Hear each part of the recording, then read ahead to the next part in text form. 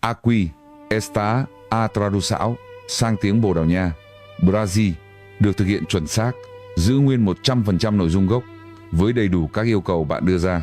Primeira carta de Paulo à igreja em Tessalônica. Primeiros Tessalonicenses 1. De Paulo, Silas e Timóteo à igreja em Tessalônica, ao povo de Deus Pai e do Senhor Jesus Cristo. Eu oro para que Deus seja bondoso com vocês e os abençoe com paz. Nós agradecemos a Deus por vocês e sempre os mencionamos em nossas orações. Cada vez que oramos, contamos a Deus nosso Pai sobre a fé de vocês, sobre o trabalho motivado pelo amor e sobre a firme esperança que vocês têm em nosso Senhor Jesus Cristo. Meus queridos amigos, Deus ama vocês e nós sabemos que Ele os escolheu para serem o povo dEle. Quando contamos a vocês as boas notícias, foi com o poder e a certeza que vem do Espírito Santo e não simplesmente com palavras.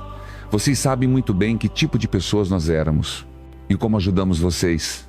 Por isso, quando aceitaram a mensagem, seguiram o nosso exemplo e o exemplo do Senhor. Vocês sofreram, mas o Espírito Santo os encheu de alegria. Vocês se tornaram um exemplo para todos os seguidores do Senhor na Macedônia e na Acaia. E por causa de vocês, a mensagem do Senhor se espalhou por todas essas regiões. Agora, a notícia da fé de vocês em Deus é conhecida em todo o mundo e nós nem precisamos dizer nada sobre isso. Todos estão falando sobre como vocês nos receberam bem e como se afastaram dos ídolos para servir ao Deus verdadeiro e vivo. Eles também contam como vocês estão esperando pelo Filho dele, Jesus, que virá do céu. Deus o ressuscitou dos mortos e no dia do julgamento, Jesus nos salvará da ira de Deus. 1 Tessalonicenses 2. Meus amigos, vocês sabem que o nosso tempo com vocês não foi em vão. Como vocês se lembram, nós tínhamos sido maltratados, insultados em Filipos, mas Deus nos deu coragem para anunciar a vocês as boas notícias sobre Ele, mesmo que muitas pessoas nos causassem problemas. Não tínhamos nenhum motivo oculto quando conquistamos vocês e não tentamos enganar nem ludibriar ninguém. Deus ficou satisfeito em confiar a nós a sua mensagem. Nós não falamos para agradar as pessoas, mas para agradar a Deus, que conhece os nossos motivos. Vocês também sabem que não tentamos bajular ninguém. O próprio Deus sabe que o que fizemos não foi uma capa para a ganância. Não estávamos tentando conseguir que vocês ou qualquer outra pessoa nos elogiasse, mas, como apóstolos, poderíamos ter exigido ajuda de vocês. Afinal, foi Cristo quem nos enviou. Nós escolhemos ser como crianças ou como uma mãe que amamenta o seu bebê. Nós cuidamos tanto de vocês e vocês se tornaram tão queridos para nós que estávamos dispostos a dar as nossas próprias vidas por vocês quando lhes entregamos a mensagem de Deus. Meus queridos amigos, com certeza vocês não esqueceram o nosso trabalho árduo e as dificuldades. Vocês se lembram de como, noite e dia, lutávamos para ganhar a vida, de modo que pudéssemos anunciar a mensagem de Deus sem sermos um peso para ninguém. Tanto vocês quanto Deus são testemunhas de que nós fomos puros e honestos e inocentes em nossas relações com vocês, seguidores do Senhor. Vocês também sabem que fizemos por vocês tudo o que pais fariam pelos próprios filhos. Nós suplicamos, encorajamos e insistimos com cada um de vocês para que vivam de uma maneira que honre a Deus. Ele é quem os escolheu para participarem do seu próprio reino e da sua glória. Nós sempre agradecemos a Deus porque vocês creram na mensagem que pregamos. Ela veio dele e não é algo inventado por seres humanos. Vocês aceitaram como mensagem de Deus e agora Ele está trabalhando em vocês. Meus amigos, vocês fizeram exatamente como as igrejas de Deus na Judéia. E como os outros seguidores de Cristo Jesus que estão lá, e assim vocês foram maltratados pelo próprio povo de vocês, do mesmo modo que eles foram maltratados pelo povo judeu. Esses judeus mataram o Senhor Jesus e os profetas e até nos expulsaram. Deus não gosta do que eles fazem e ninguém mais gosta. Eles nos impedem de anunciar a mensagem dele aos gentios e de levá-los a serem salvos. Os judeus sempre foram longe demais com seus pecados. Agora Deus finalmente ficou irado e vai puni-los.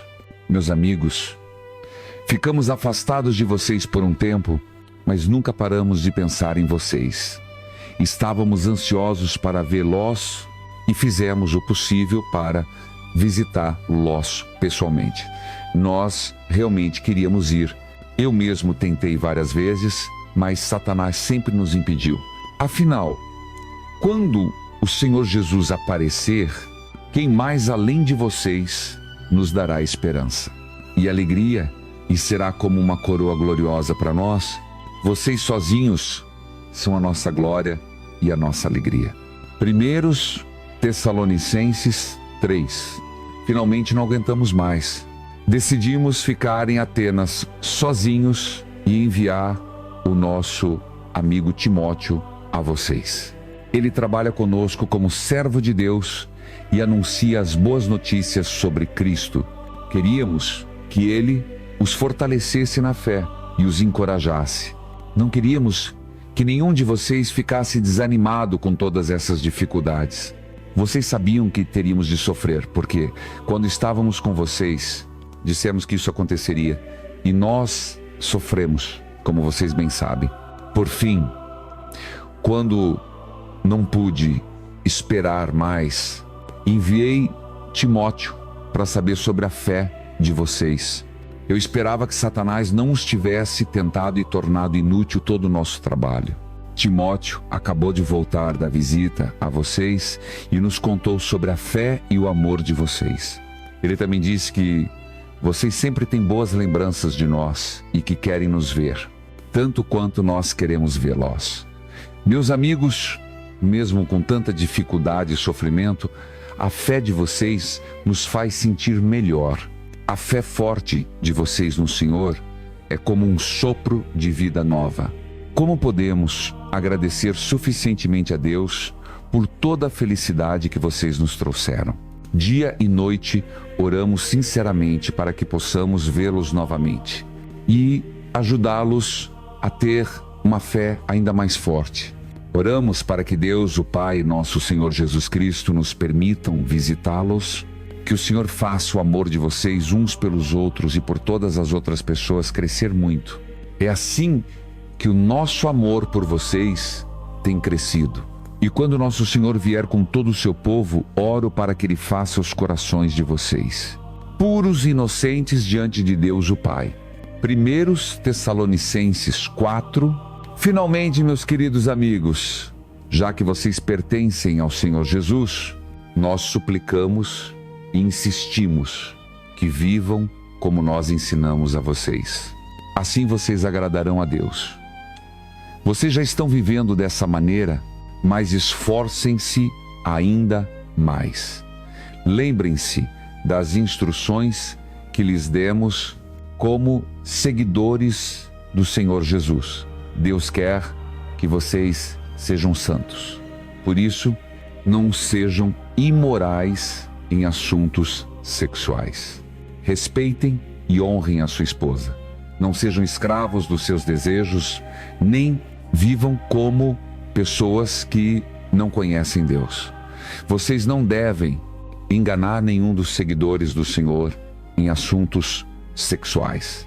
Lembrem-se de que nós os avisamos que Ele pune todos os que fazem essas coisas. Deus não os escolheu para serem impuros, mas para serem puros. Portanto, se vocês não obedecerem a essas regras, não estão desobedecendo realmente a nós. Vocês estão desobedecendo a Deus, que lhes dá o seu Espírito Santo. Não precisamos escrever a vocês sobre a necessidade de amar uns aos outros. Deus os ensinou a fazer isso, e vocês já demonstraram o seu amor por todo o seu povo na Macedônia. Mas, meus queridos amigos, pedimos que façam ainda mais.